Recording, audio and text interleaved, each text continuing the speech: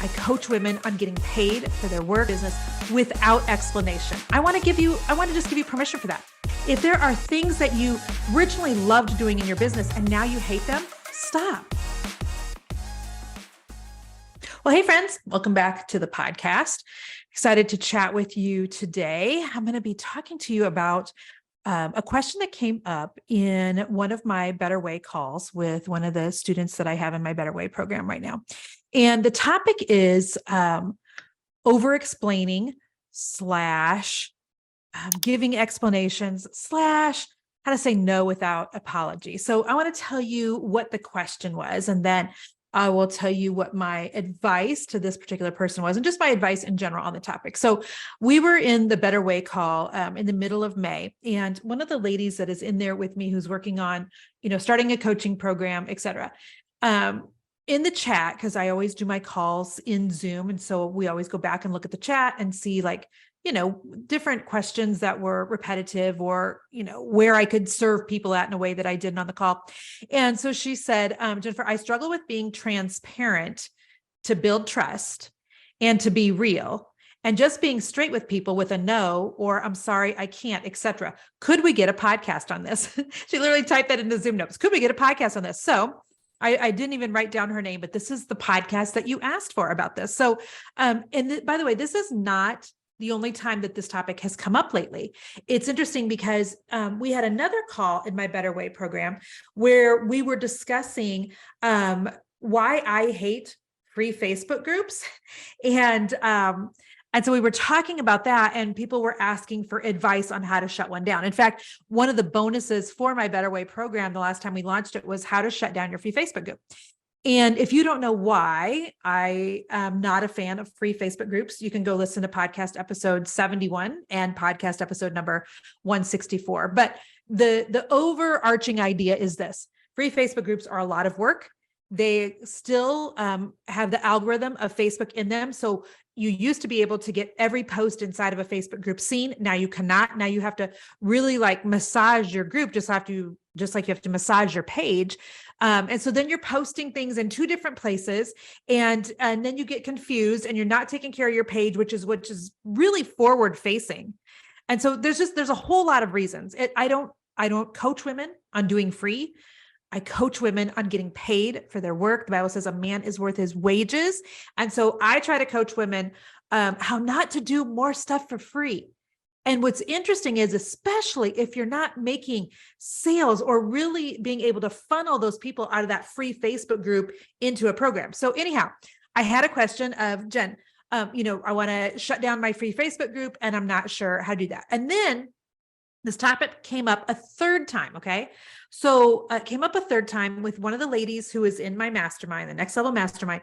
And she has a brick and mortar that she is getting ready to shift out of to go all into the online space. So her question was, what do I, tell people on my email list and in my social media? So since I've had this question 3 times in the last 2 weeks, I told my team, let's do a podcast on this. All right. So the question, I think, is this: when life happens, when your needs change as a business owner, when you decide that you are ready to pivot, want to pivot, need to pivot, et cetera, do you need to explain why? And so one thing I think that is unfortunate about social media, and by the way, there's a million good things, okay?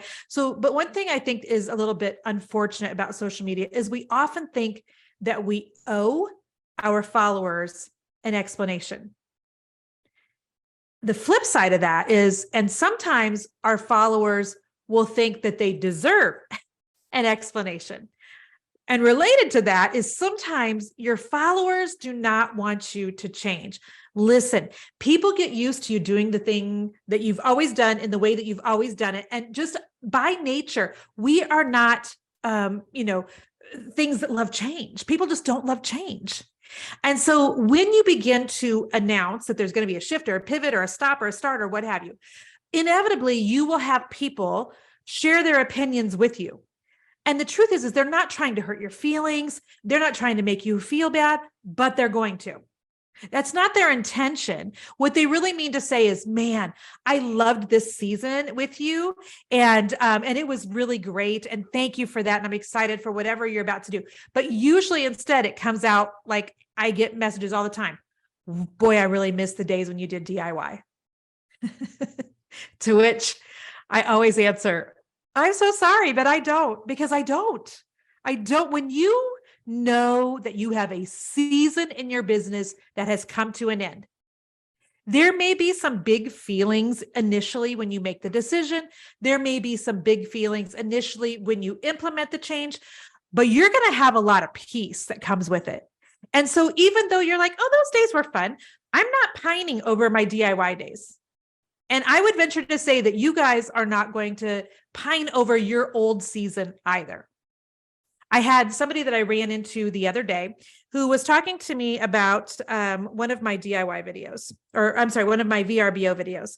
I'm on YouTube right now with something in my eye. How does that happen? How does just something just flunk fall right into my eyeball when I haven't even moved? Okay, weird. All right. I'm in a store the other day, and there was a lady in there who she's listened to the free podcast series. It's like a 4-part podcast series on starting your first VRBO or Airbnb.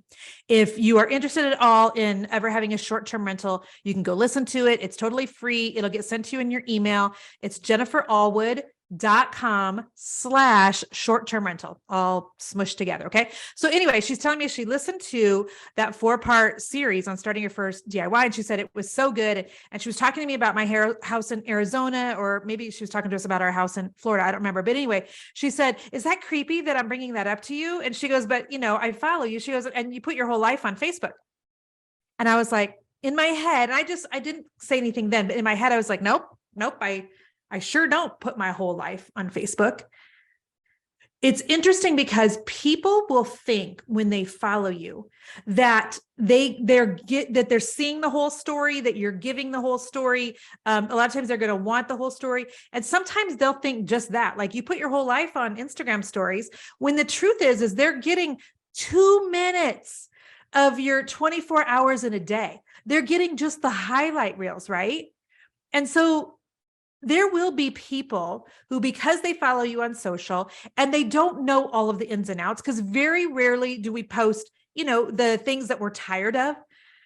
Very rarely are we complaining on social media. At least I hope you're not. Very rarely are we, out loud processing how we want to stop something, quit something, burn it all down. Right. So you've been thinking about this decision for a hot minute, but for a lot of your followers, it's kind of coming out of left field.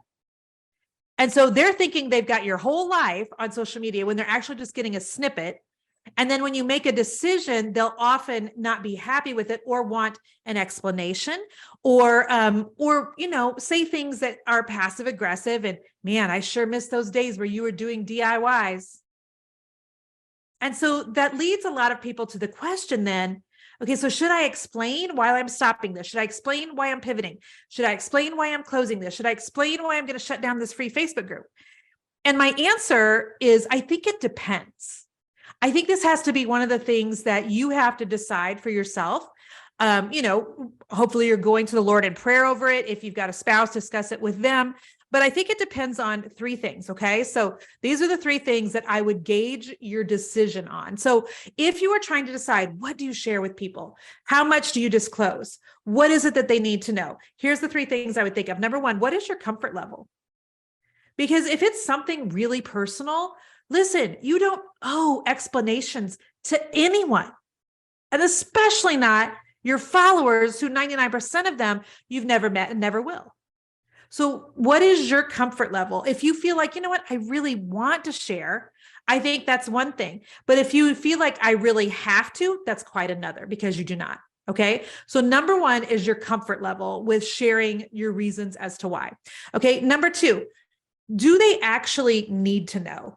Like if you have a program, for instance, and I can remember one time, I was in a mastermind, and the person I was in the mastermind with decided that in the middle of the year that they were going to shift and pivot. And so they had to let those of us who were still in the mastermind know, hey, we're going to stop the mastermind and you have the option to go over here and do this with me or over here and do this with me. And so, we needed to know, but the public forward facing didn't need to know. But those of us that were in the middle of something with her did.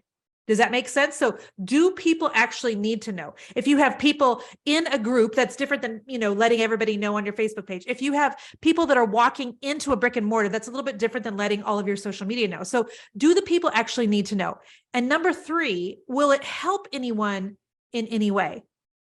And the reason that I bring that up is because we recently, well, it's been a year ago or so, but we had a home line called Jennifer Allwood Home. Some of you are new here, so you don't know that. My background is really in the DIY, the painting space. I love decorating. That's why Jason and I have purchased 2 short-term rentals. You can go see Bougie on the Beach or Bougie on the Desert, or Bougie in the Desert, excuse me. Both of those, on Instagram, you'll see that I love decorating. I love decor. You can still go to jenniferallwoodhome.com and see all of our old, projects and remodels and all the things, right? So we thought a couple years ago, because people were asking, and it sounded like a good idea, let's start a line of home goods.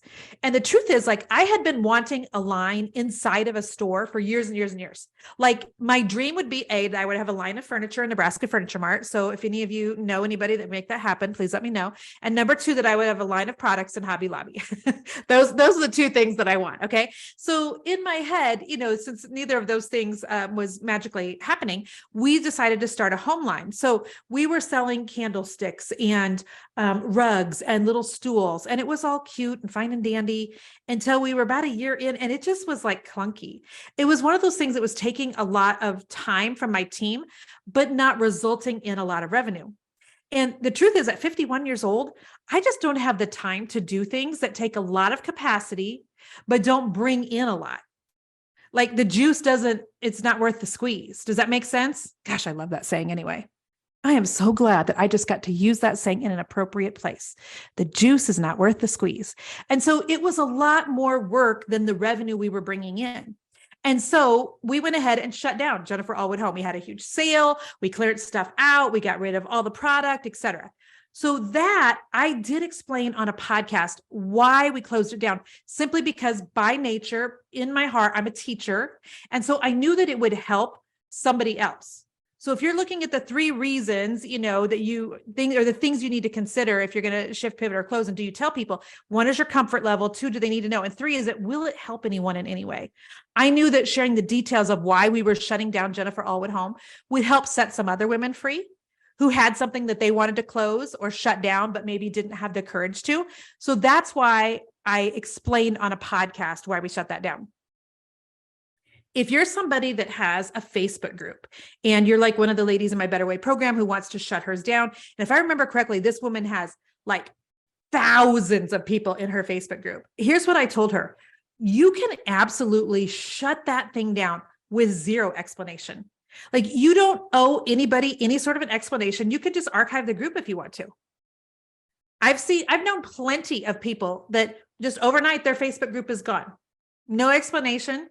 And, that's their prerogative to do. I've been in other groups before where people announce, hey, I'm shutting down this group because I'm going to focus on my page, or I'm shutting down this group because now I have a paid membership that I'd love for you to come over to. So there are others that I have been in that have given some reasoning, and that's fine too. It's completely up to you.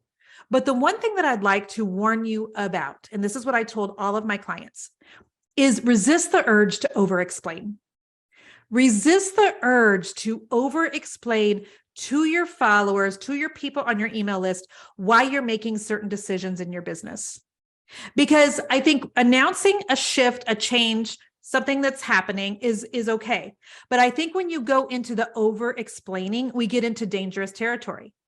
And some of you may know this, some of you may not, but I'm a certified life coach. I got my life coach certification over a year ago. Thank you very much. Thank you very much. And so, I have been life coaching inside of my business coaching for years and years and years, and just didn't realize that that's what I was doing. And so it's really nice to have a name to that. And having a certification in life coaching has made me a much better business coach. And so what I'm always telling women who they really lean towards over-explaining is this. Over-explaining is often a trauma response because in the past, you have lost relationships and lost people when you have been severely misunderstood. Okay, let me say that again. Over-explaining is often a trauma response because you have lost people in the past who have misunderstood you. And so in your mind, you're thinking, if I just give more details, then people will understand my reasoning. If I just give more details, then people won't be upset with me. If I just give more details, then maybe I won't get any pushback. And friends, let me just tell you something. That is not the case. There are always going to be people who misunderstand your motives, who misunderstand your heart. And there are also always going to be people who are committed to misunderstanding you. And some of you are like, wait, what? Listen, if somebody has made up their mind about you, if somebody thinks that you are, in it for XYZ, if somebody thinks that you are blah, blah, blah, they are going to simply in their mind and possibly in their comments back to you, just be making this more of a case on why they think about you the way that they do. So you're thinking if I give more details, then people will be okay with it. And the truth is sometimes more details add more fuel to the fire. And the people who are committed to misunderstanding you, you're just fueling what they already think and what they're already trying to get other people to think as well. So be careful to not go into over-explaining. Remember that as a business owner, and sometimes I think we get so far away from this, we are the ones that make the rules. None of our followers get to tell us how to run our business. None of our employees get to tell us how to do things. None of our friends and family gets to give us their advice when, oh, by the way, they're not even an entrepreneur in the first place. We are the entrepreneur. We are the visionary. We are the ones that God gave the dream to. We are the ones that has the grace for whatever grind God currently has you in this business. We are also the ones that get to make the rules. We get to decide what we share and what we don't. So I just want to give you permission today. And I know you don't need permission, but it's fascinating to me sometimes that women in particular will say, I just feel like you gave me permission. And I'm like, well, praise God. If that's what you needed today was permission, then listen, I'm glad that happened. So I want to give you permission today to shift, to pivot, to open, to close, to do whatever it is that you're feeling the need to do inside of your business without explanation. I want to just give you permission for that. Recently, Jason called me on the phone, and some of you know some of you are like, Jason, who's that? My Facebook followers named him Mr. Magic years and years and years ago because my company was called the Magic Brush then. So anyhow, Mr. Magic was out and about, and he was going to stop at one of my favorite stores and get me a greens drink. If you don't know what that is, it's kale, it's apple, it's ginger, it's delightful. Literally, my body craves it sometimes. So he stops at my favorite place for a greens drink, and there's literally a sign up on the door. Sorry, we have closed. Thank you, for all of your patronage over the years. And I'm like, wait, what? Closed. I mean, I didn't know that this was coming. There was no, come in and get your last greens drink so that you're not sad type of announcement. There was just a sign on the door. And from business owner to business owner, I respect that. It's okay just to be like, you know what? The game has changed. You know what? I've got to take care of my health. You know what? I got to take care of my family. You know what? This was fun while it lasted, and now I'm done. That is okay and your prerogative to do. You don't owe people any explanation. When, stores like Target or something, and by the way, I hate even using Target as an example right now. I'm not happy with Target. That's a whole nother podcast. But when Target changes its prices, they don't explain anything. If they change their hours, they're not going into an explanation. They're stating what's happening sometimes. Hey, we're going to be, now closing at whatever time or what have you, but they're not going into over-explaining. Remember that you are the business owner. You get to make the decisions. You don't owe people on your Facebook page, your Instagram, or your email list any sort of reasoning. Resist that urge to over-explain. Resist the urge to over-apologize. I want you to think about the gazelle. I use this as an example in my Better Way program the other day. So I know nothing about animals in the wild kingdom, but I do know this. The gazelle is mentioned a couple of times in the Bible. And one of the interesting things about the gazelle is that it's not the fastest animal in the jungle. Okay. But a gazelle is able to outrun its prey, the ones that are trying to kill it, cheetahs, lions, etc. Am I getting all of my animals right? Gosh, I hope so. But a gazelle is able to outrun them simply because a gazelle does not go in a straight line. It shifts, it pivots, it zigzags back and forth. And sometimes I think we need to remember that as a business owner. If you have things that are no longer serving you, shift. If there are things that you originally loved doing in your business and now you hate them, stop. Shift, pivot. If you were going down, the course direction and now you want to have a membership group, stop launching the course. Let's shift and pivot. That is completely your prerogative. You don't owe anybody an explanation. And a lot of times that's absolutely what's necessary to take your business to the next level. So I hope that this was beneficial to someone. If it was, and you're watching me on YouTube right now, please leave us a comment below. If you're listening to this on one of the podcast apps and this really resonated with you, do me a solid and post a little screenshot of it on your Instagram stories. Tag me. I would love to see it. So until next week, my friends, be blessed. Bye-bye.